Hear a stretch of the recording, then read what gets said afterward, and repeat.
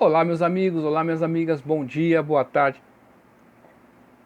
boa noite a vocês, sejam todos aí muito bem-vindos e bem-vindas ao nosso espaço.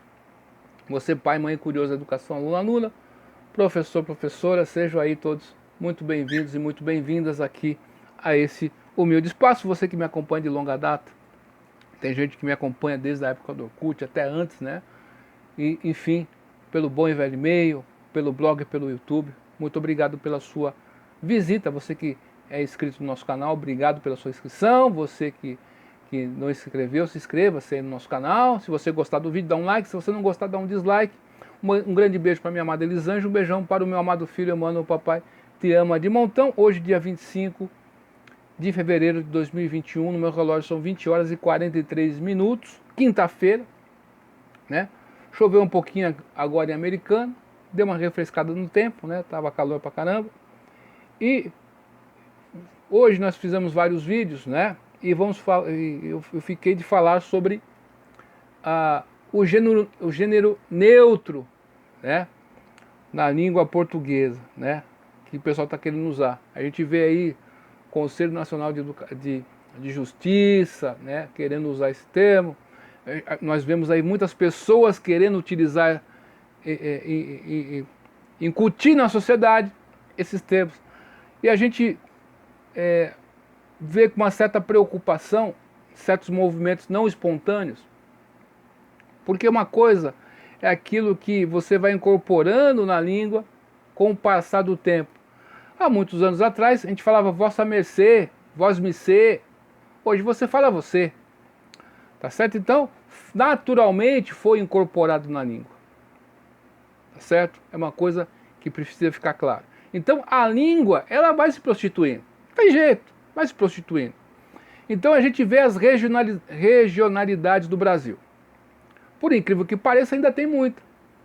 Muito, embora as novelas aí, os filmes brasileiros, eles tentam diminuir esse abismo. Mas existem as regionalidades, as gírias locais, tá certo? Isso faz parte.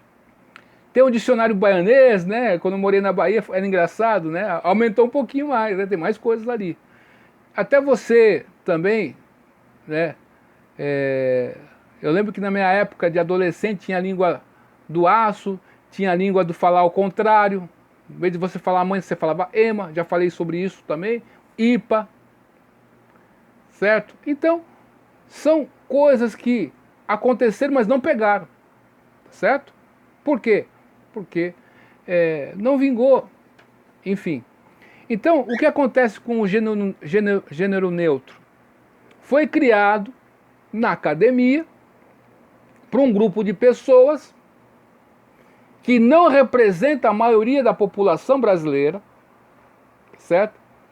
Essa que é a questão. Não representa a maioria da população brasileira. Então você pega aí uma língua de gênero neutro, tá certo? Né? Aí o que acontece? Você tenta aí colocar isso para aquelas pessoas que não se identificam nem com o masculino e nem com o feminino. Eu não me identifico nem com o masculino nem com o feminino. Tá bem, mas... Então, a língua portuguesa, ela sofreu influências de outras línguas. O latim, por exemplo, no latim tem o masculino, o feminino e o neutro. Então, o neutro que tinha no latim, aliás, quando veio para a língua portuguesa, quando foi incorporado na língua portuguesa, esse latim, tá certo? Ele transformou-se em masculino. Então, muitas palavras da língua portuguesa, por incrível que é neutro.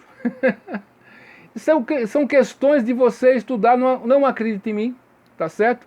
Então, a tentativa de criar um dialeto, vamos dizer assim, para que pessoas que são a minoria, tá certo? Você tem você tá tudo bacana, muito belezinha, mas acontece o seguinte, né? Você não pode impor para toda a sociedade isso, você usa. Então o que vai acontecer? Só pessoas que sabem usar isso aí vão usar. Então cria uma elite. já cria uma discriminação. Quer dizer, eu consigo usar essa linguagem neutra, você não consegue. Então você já vai discriminando as pessoas sem... Veja só, você quer acabar com a discriminação e acaba, no final das contas, segregando mais um grupo. A elite, você cria uma outra elite, tá certo? Da língua. Um outro ponto que ninguém pensou, sabe a pessoa que é disléxica? Como é que fica? Né? Então, ela já tem dificuldade para entender as letras ali, e aí você já coloca uma outra dificuldade, como é que fica? Pensaram nessas pessoas? Não. Então você não se importou com essas pessoas. E o pessoal surdo, né? O que acontece com essas pessoas? A língua brasileira de sinais. Existe a língua portuguesa de sinais, porque, por incrível que pareça, a língua brasileira de sinais tem as suas peculiaridades.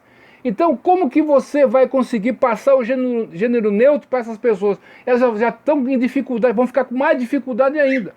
Para uma pessoa que é cega, né, tem dificuldade, tem que estar um audiobook, não vê. Como que você vai... Então você vai causando um monte de mazelas pelo caminho, sem perceber.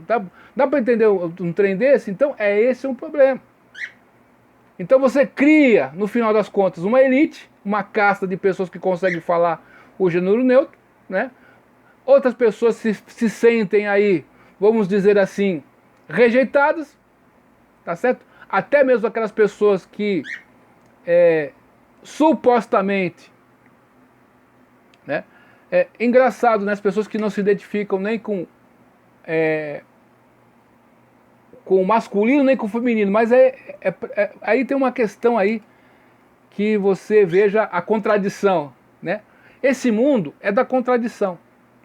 Por que são das contradições? Vou te dar um exemplo.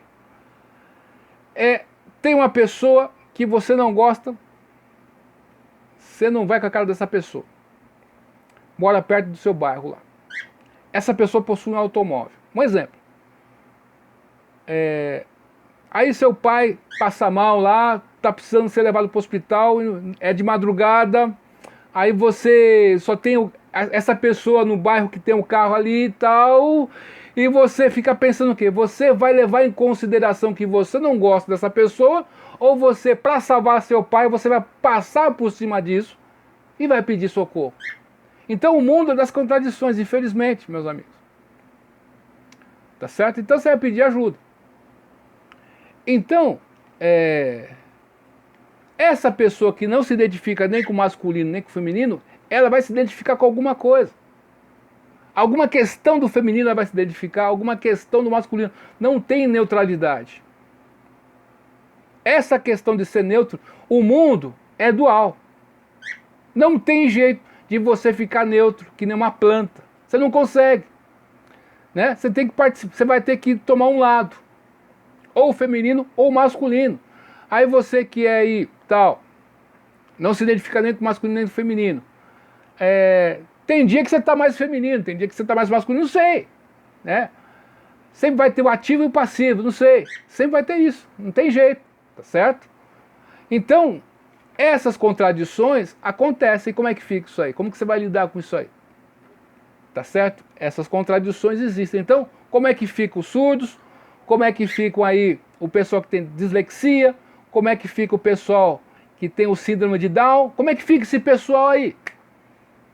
Né? Já é difícil para eles conseguirem absorver a língua, ainda tem mais esse entrave aí. Então, mais obstáculos, mais dificuldade nessas minorias aí. Então, em nome de você proteger uma minoria, você prejudica uma outra minoria e outra grande maioria das pessoas comuns que não vão conseguir falar essa língua. Então, é um absurdo. A gente vê, eles estão tentando pôr o ela abaixo esse tipo de vocabulário.